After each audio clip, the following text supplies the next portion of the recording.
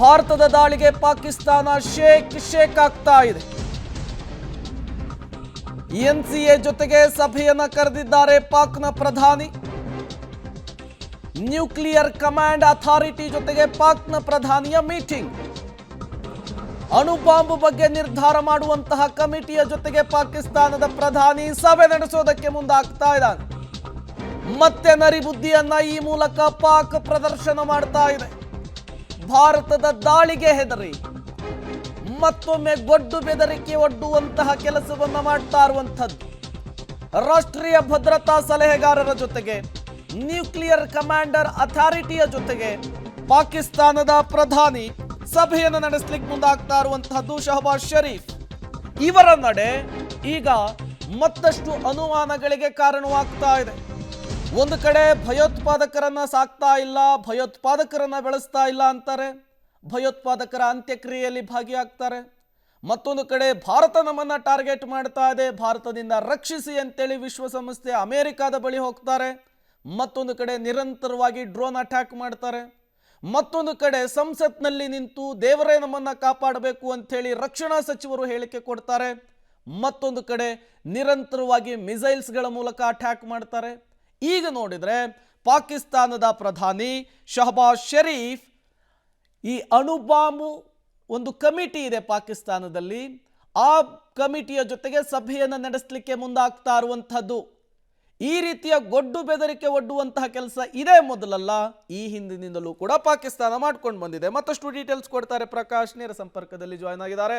ಪ್ರಕಾಶ್, ಮತ್ತೊಮ್ಮೆ ಅದೇ ಗೊಡ್ಡು ಬೆದರಿಕೆ ಒಡ್ಡುವಂತಹ ಕೆಲಸನ ಅಂಥೇಳಿ ಈ ಮೀಟಿಂಗ್ ಮೂಲಕ ಯಾವ ರೀತಿಯ ಮೆಸೇಜ್ ಅನ್ನು ಪಾಸ್ ಮಾಡ್ಲಿಕ್ಕೆ ಮುಂದಾಗ್ತಿದ್ದಾರೆ ಅಂತ ಹೇಳಿ ಪಾಕಿಸ್ತಾನದ ಪ್ರಧಾನಿ ಈಗ ಭಾರತವನ್ನ ಮತ್ತೆ ಹೆದರಿಸುವಂತಹ ಪ್ರಯತ್ನಕ್ಕೆ ಪಾಕಿಸ್ತಾನ ಮುಂದಾಗಿದೆ. ಪ್ರಮುಖವಾಗಿ NCA ಸಭೆಯನ್ನ ಪಾಕ್ನ ಪ್ರಧಾನಿ ಕರೆದಿದ್ದಾರೆ. ಸೊ ಈ ಒಂದು ಸಭೆಯಲ್ಲಿ ಅಣುಬಾಂಬ್ ದಾಳಿಯ ಬಗ್ಗೆ ನಿರ್ಧಾರ ಮಾಡುವಂತಹ ಒಂದಿಷ್ಟು ಮಹತ್ವದ ಮಾತುಕತೆಗಳು ಕೂಡ ಆಗುತ್ತೆ. ಇದು ಕೇವಲ ಅಷ್ಟು ಸುಲಭದ ವಿಚಾರ ಅಲ್ಲ. ಒಂದು ರಾಷ್ಟ್ರದ ಮೇಲೆ ಅಣುಬಾಂಬ್ ದಾಳಿಯನ್ನು ಮಾಡಬೇಕು, ಈ ಒಂದು ಪ್ರಯೋಗವನ್ನು ಮಾಡಬೇಕು ಅನ್ನುವಂಥದ್ದು ಅಷ್ಟು ಈಸಿಯಾಗಿ ಅಲ್ಲ. ಜಗತ್ತಿನ ಹಲವು ರಾಷ್ಟ್ರಗಳು ಈ ಒಂದು ನಿರ್ಧಾರವನ್ನು ಖಂಡಿಸ್ತವೆ ಮತ್ತು ವಿರೋಧಿಸ್ತವೆ ಕೂಡ ಹೌದು. ಆದರೆ ಈ ಒಂದು ಸಭೆಯನ್ನು ಕರೆದು ಇದರಲ್ಲಿ ಈ ಸಭೆಯ ಮೂಲಕವಾಗಿ ಭಾರತವನ್ನು ಮತ್ತೆ ಹೆದರಿಸುವಂತಹ ಪ್ರಯತ್ನವನ್ನು ಪಾಕಿಸ್ತಾನ ಮಾಡ್ತಾ ಇದೆ. ಈ ಮೂಲಕವಾಗಿ ಪ್ರತಿ ದಾಳಿ ತೀವ್ರಗೊಳ್ತಾ ಇದೆ. ಸೊ ಒಂದೊಮ್ಮೆ ಏನಾದರೂ ನಿರಂತರವಾಗಿ ಪಾಕಿಸ್ತಾನದ ಮೇಲೆ ಭಾರತ ಇದೇ ರೀತಿಯಾಗಿ ದಾಳಿಯನ್ನು ಮುಂದುವರಿಸಿದರೆ ನಾವು ಅಣುಬಾಂಬ್ ದಾಳಿಯನ್ನು ಮಾಡ್ತೀವಿ ಅನ್ನುವಂತಹ ಎಚ್ಚರಿಕೆ ಕೊಡುವಂತಹ ಪ್ರಯತ್ನವನ್ನು ಪಾಕಿಸ್ತಾನ ಭಾರತಕ್ಕೆ ಕೊಡುವಂತಹ ಪ್ರಯತ್ನ ಮಾಡ್ತಾ ಇದೆ. ಆದರೆ ಅದು ಅಷ್ಟು ಈಸಿಯಾಗಿ ಅಲ್ಲ.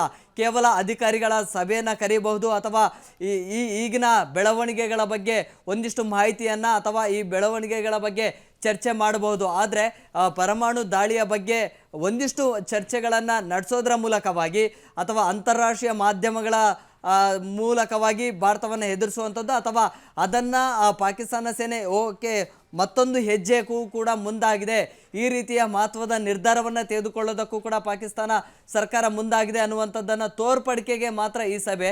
ಆದರೆ ಅಷ್ಟು ಸುಲಭವಾಗಿ ಅಲ್ಲ ಇಂಥದ್ದೊಂದು ನಿರ್ಧಾರ ಅಥವಾ ಆ ರೀತಿಯ ದಾಳಿಯನ್ನು ಮಾಡೋದಕ್ಕೆ. ಸೊ ಇದು ಇನ್ನೂ ಕೂಡ ಸಮಯವನ್ನು ನಿಗದಿ ಮಾಡಲಿಲ್ಲ. ಸೊ ಸಮಯ ನಿಗದಿ ಆದ ಬಳಿಕ ಅಲ್ಲಿ ಏನೆಲ್ಲ ಚರ್ಚೆ ಆಗುತ್ತೆ ಅನ್ನುವಂಥದ್ದು ಕೂಡ ಆಗುತ್ತೆ. ಅದಕ್ಕೂ ಕೂಡ ತಕ್ಕ ತಿರುಗೇಟನ್ನು ಕೊಡುವಂತಹ ಪ್ರಯತ್ನಗಳು ಭಾರತೀಯ ಸೇನೆಯಿಂದಲೂ ಕೂಡ ಆಗುತ್ತೆ. ಈ ಒಂದು ಹೇಳಿಕೆಗೆ ಈಗ ಭಾರತ ಸರ್ಕಾರದಿಂದಲೂ ಕೂಡ ಮತ್ತೆ ಪ್ರತಿಕ್ರಿಯೆಯನ್ನು ಕೊಡುವಂಥದ್ದು ಕೂಡ ಆಗುತ್ತೆ. ಪ್ರೇಮ್. ಓಕೆ ಪ್ರಕಾಶ್.